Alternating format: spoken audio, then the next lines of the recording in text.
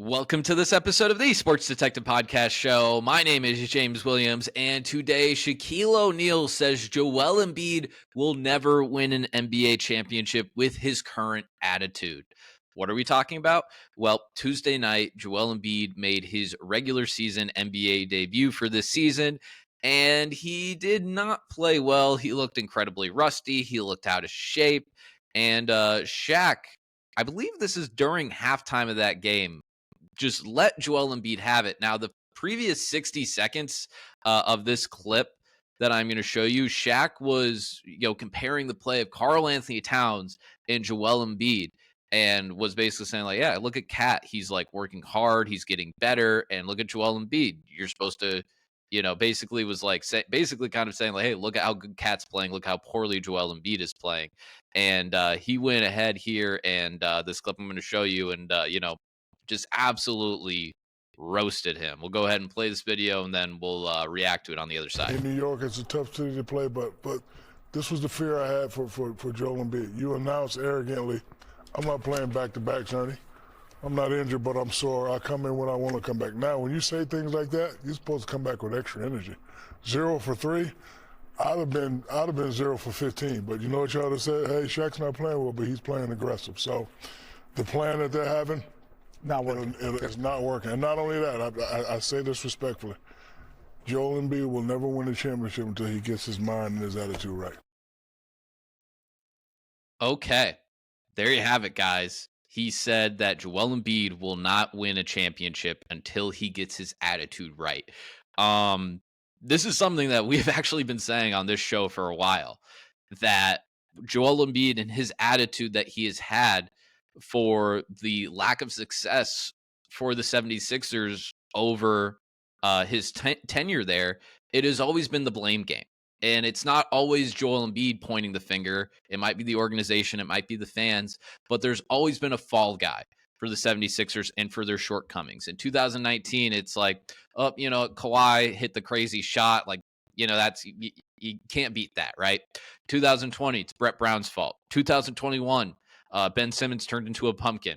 2022, Doc Rivers is an idiot. 2023, James Harden sucks. 2024, I was hurt, and I was also hurt all those other years. At what point is Joel Embiid going to look in the mirror and say, hey, I have to do better? Guys, Patrick Mahomes is looking to go for a three-peat. I know this is a basketball show today, but Patrick Mahomes is looking to go on a three-peat in the NFL for Super Bowls right now. What did Patrick Mahomes say after they lost to the Tampa Bay Buccaneers? What did he say? Even though it wasn't his fault, he was getting absolutely murdered by the Buccaneers defensive line in that Super Bowl. He said, I have to be better. This is on me. This is my fault. That's what leaders do. That's how you grow. If you look through the history of even the NBA, usually when these players come back and they actually get over that hump and win an NBA championship, they have massive failure before that. Michael Jordan against the Pistons. LeBron James, when he lost to the Mavericks in 2011, both of them came back as complete, undeniable, like monsters the next year. And then they went on all-time great runs. This happened with Hakeem Olajuwon too, where like the early part of the 1990s, there was like a time where the Houston Rockets looked very, very dark. And it was like, oh my God, this team is terrible. Like it's over. Hakeem Olajuwon's never going to win an NBA championship. Well, Hakeem ended up going on, like, kind of had like a religious like transformation, and then came back, went back to back in 94, 95, won an MVP, right? Like, you have to look inward, even if for some reason, like even if some of the years where it's like, hey, you lost to the Hawks, it probably was more on Ben Simmons. Yeah, maybe the coaching wasn't always perfect, right? Maybe Kawhi did hit a crazy shot. You have to learn something from your failures, and that's what we're noticing from Joel Embiid. Is it's the same thing every single year, just in a different package. It's always somebody else's fault. It's always, oh, I'm injured. Oh, the media hates me. You have to look inward.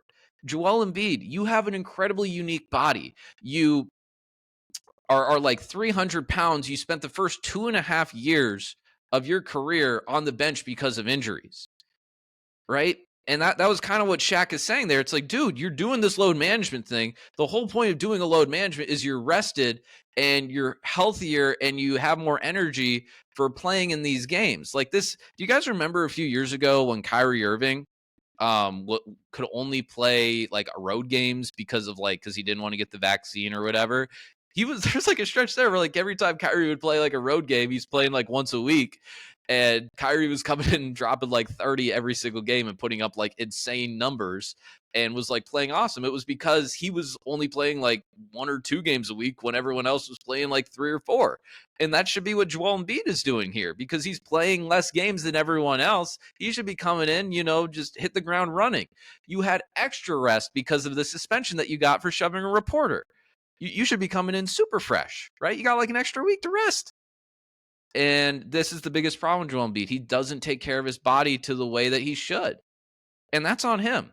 That's not on the 76ers. That's not on injuries. You have an incredibly unique body. You have to do extra stuff that like a Karl Anthony Towns might not have to do, like a Jimmy Butler might not have to do. I don't know. I'm just throwing out names like a Nikola Jokic or a Luka Doncic. They might not have to do these extra things to their bodies to prepare themselves to play up to the standard that we hold them to.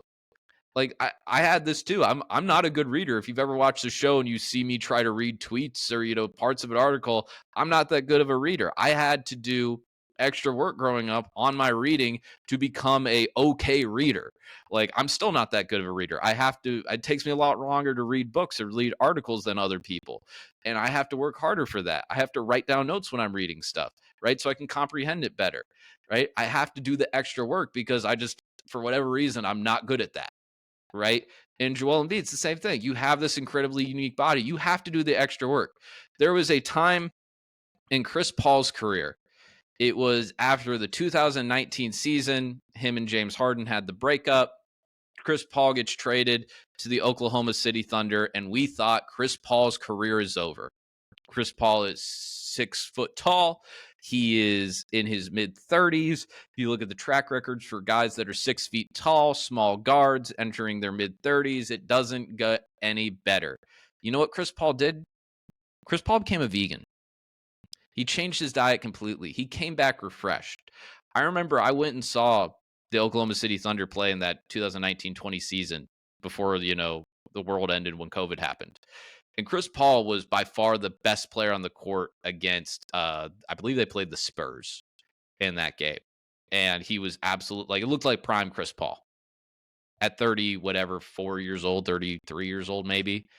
And if he doesn't change his diet that offseason, if he doesn't take that stuff seriously, he probably doesn't sign like the extension he ended up getting with Phoenix. He probably loses a lot less money and he doesn't get a chance to play in the NBA Finals with the Phoenix Suns the way that it did. Now, he didn't win, but he got the chance.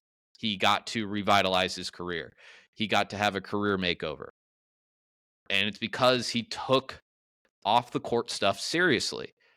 Maybe you don't have to go full vegan, but Joel Embiid, you got to figure out to stay conditioned. Because if you're going to only play 45 games this year, 55 games this year, 50 games this year, 43 games this year, there's other players that are staying in better shape than you. And there's no point of doing the load management if you're not going to stay conditioned and you're going to come out there and be lazy and show lack of effort and be exhausted. And this is a huge thing that's been going on with Joel Embiid for years. I don't know if you guys remember this in the conference semifinals a few years ago against the Boston Celtics. The Philadelphia 76ers were up 3-2 over the Boston Celtics. Had game 6 in their house. Now, a big reason they were up 3-2 is because James Harden went absolutely berserk in 2 of those games for the Sixers and single-handedly won them 2 games. You had game 6 in their house. Boston was kind of an entirely mess that entire season. This is the time, Philly, you beat Boston. You got them at your home court. Take them down. Close game down the stretch. I can't remember at what time, but I know it was like less than 2 minutes left. I just remember this very distinctly in my memory of what happened in that game. Is Philadelphia was shooting free throws. They ended up missing a free throw, and then Boston got the rebound, ended up getting transition points down the other end. And Stan Van Gundy, who was the play-by-play commentator in that game, pointed out on a replay that Joel Embiid and James Harden were not hustling back down on the other end when Boston was doing transition. in a huge game that could have sent you to the conference finals to play the 8th seed Miami Heat, which you would have been favored in, and then you could have went and played in the NBA finals. Sometimes you could say, oh, you lose in the conference finals or conference semifinals or the first round or whatever. Sometimes if you win a round, you can end up going a few more. That's happened with the Pacers last year. They beat the Bucks, and it's like, oh, wait, we're playing this Knicks team that ends up getting a bunch of injuries, and we get past them. Like, that's how this stuff happens, man. And just the fact that you don't show that kind of like, effort in a do or die game at the very end, it's very telling about the type of player you are and the type of player that you've been enabled to be with the Philadelphia 76ers. Because I do think the Sixers have done a job here where they have enabled a lot of this behavior where he's able to get away with stuff that, is just bad habits and not the things that you need to do in order to win a championship. So Shaq 100% nailed it. Something we've been talking about this show for a while. He's got to have an attitude adjustment. It's like, what's your excuse this year, Joel?